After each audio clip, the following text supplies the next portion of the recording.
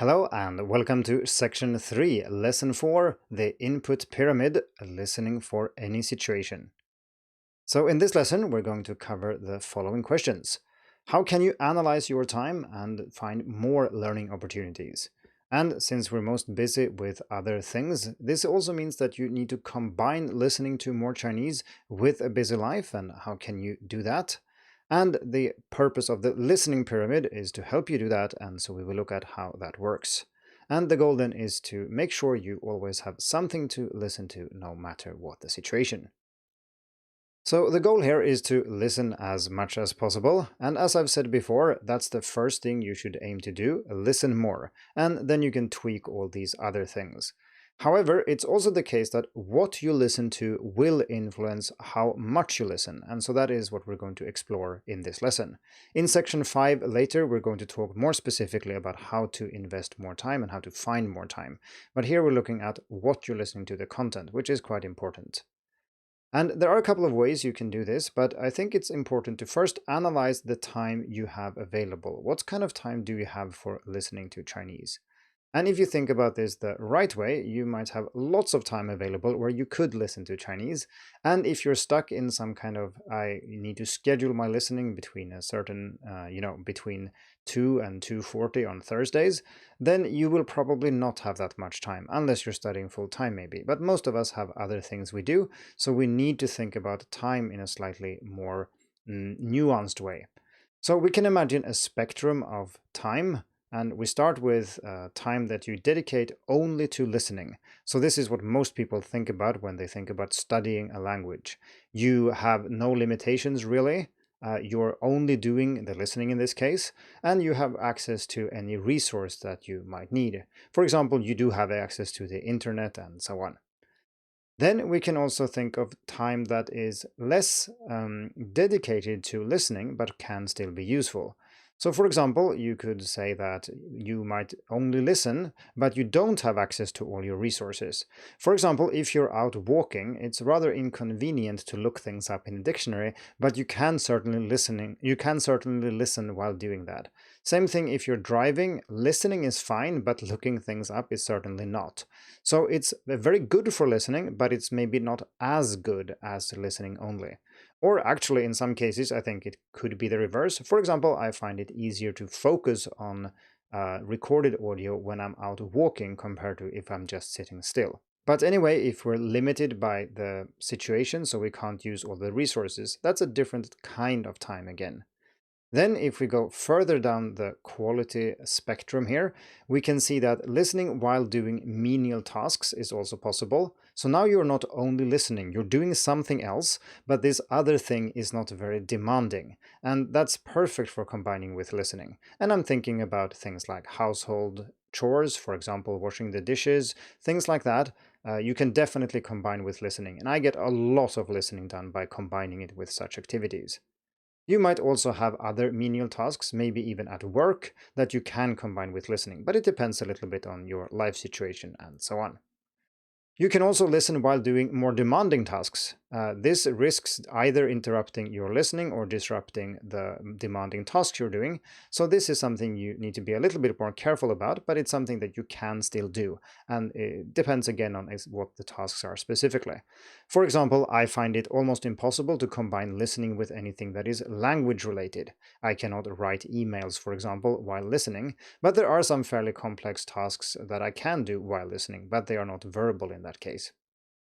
Finally, you can also listen in the background, so you're actually not focusing on the Chinese at all, and we're going to talk about this more later. But you might still occasionally focus on the Chinese, and it could be beneficial in other ways. And so the point here is that you should do all of these, you shouldn't just choose one of them. And what most students tend to do is to get stuck on the first one or maybe the first two, and think that this is all the time I have. But actually you have much more time than that. So in section 5, we're going to discuss this in much more detail, but here then, the point is that different situations call for different types of listening. It calls for different content, which is what we're talking about in this section. So a rule of thumb here is that if you have nothing that interferes with your listening, you're not doing anything else, you're just listening, then you can do intensive listening. So that was, remember, when we listen to something that is quite demanding and language tends to be in focus because it's so hard.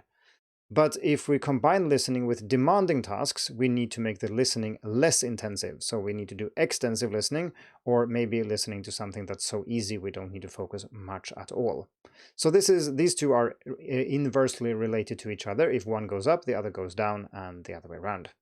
There are other factors that influence what type of listening works with what activity as well. For example, if you have a lot of time dedicated to learning Chinese, you can maybe do more listening in the dedicated time. But if you're very busy, you need to get the listening done while doing things that are completely unrelated to learning Chinese. If you have a very strong motivation to learn, you can also squeeze in much more, which is why motivation is so important. So choosing things that you really want to listen to. So here is the input pyramid. And I designed this one to show you how you can think about your time and how you can think of different listening activities and different types of content. So at the top here, we have intensive listening. So that's when the language is quite demanding and you can't really do anything else. This sorts into language-focused learning because language tends to be in focus. You can't really get to the content or focus only on enjoying yourself because the language is quite challenging.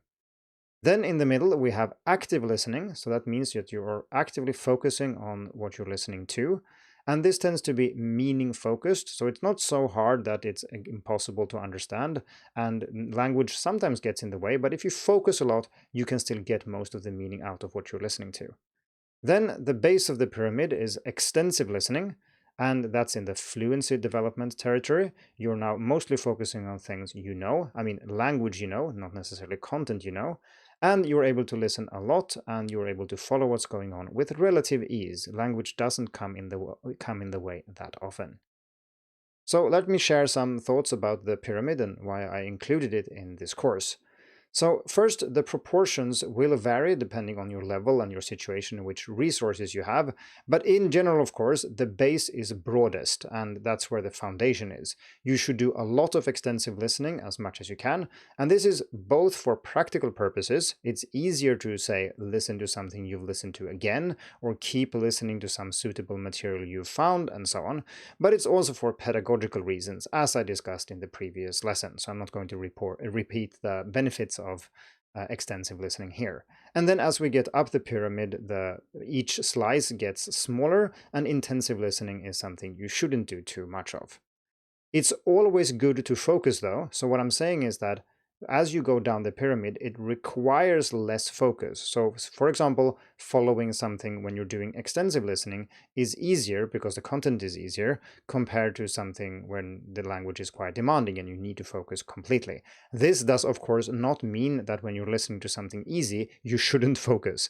It's always good to focus, but when it comes to intensive listening, you have to focus 100%, whereas when you're listening extensively, you can focus on other things than the language. For example, what do you think about this story? Do you enjoy it? What do you think will happen next? And so on.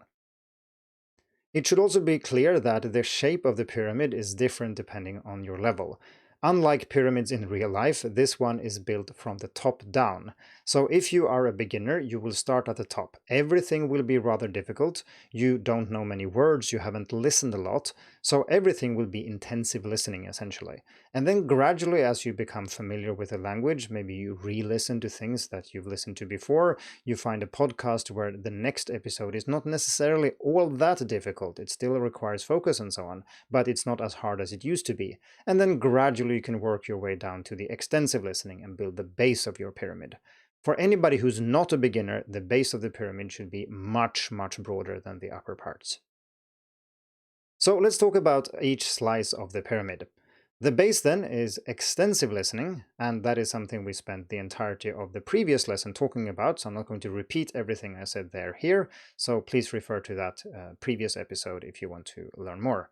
But essentially, you can't get too much of extensive listening. You should do this as much as possible, and if you follow the advice I offer in this course, you will end up doing mostly extensive listening, because it also slots in well with everything else you're doing. I'm not studying Chinese currently, but I can still squeeze in many hours of listening every day, not because I dedicate a lot of time to Chinese, but simply because I'm good at combining it with other things I'm doing. And like I said in the previous slide, this can be hard to do for beginners, but you can start by, say, re-listening to things you listened to last week. Then at least it will be easier and somewhat more extensive than if you focused on something completely new. But it will be difficult. It will come with time. So let's talk about the next slice of the pyramid, the middle, which is engaged listening. And this is a step then between extensive listening and intensive listening that we have already discussed. And it's quite normal to have a lot of listening in this stage, especially if you're a beginner or intermediate learner. It essentially means that you need to focus, but when you focus fully, you can usually follow what's going on. So the language is not too demanding, and you can make sense of most of what you're listening to. It's not so easy that you can just do it for pleasure and without investing any type of effort or focus, though, so it's not really extensive listening yet. But many of the things that you do listen to in this slice of the pyramid will probably move down towards the bottom later, and you can use it for extensive listening in a bit.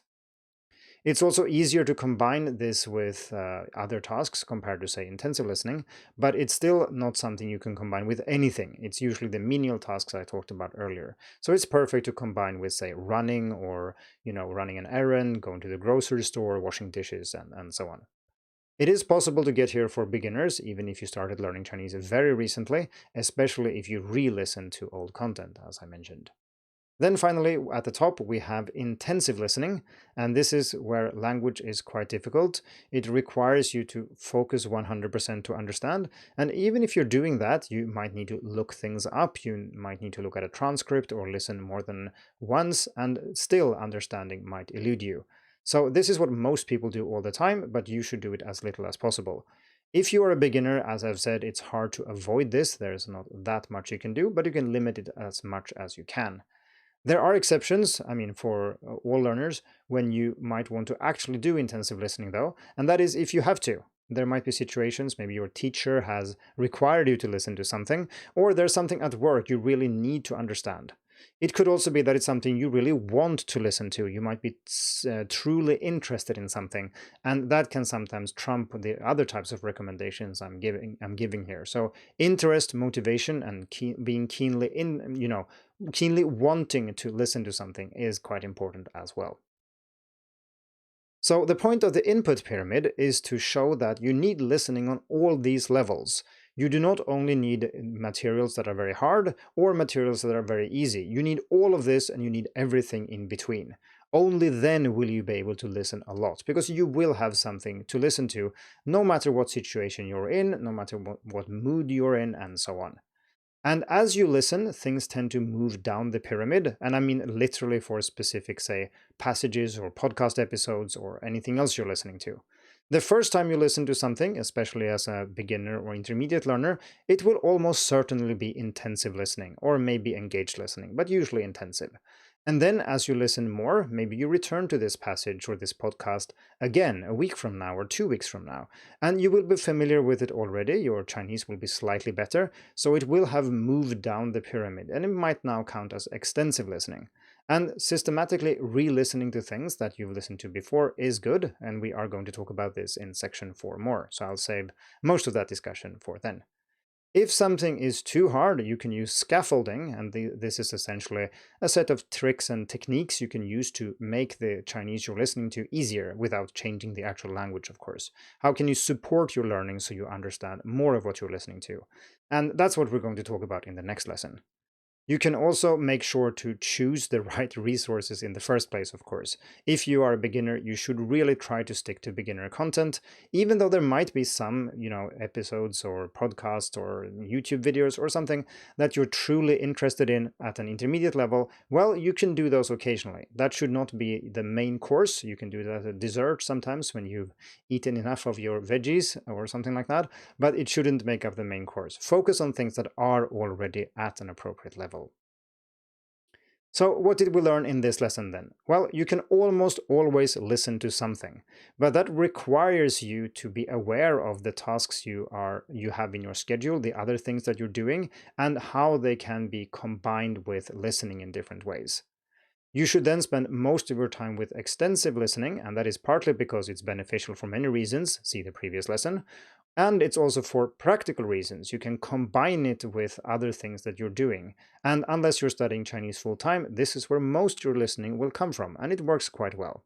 You can, of course, use intensive listening deliberately sometimes when you have to listen to something difficult or when you really want to. But as I said, this should be an exception, not the rule. So that's all for this lesson. 谢谢收看 and see you in the next one.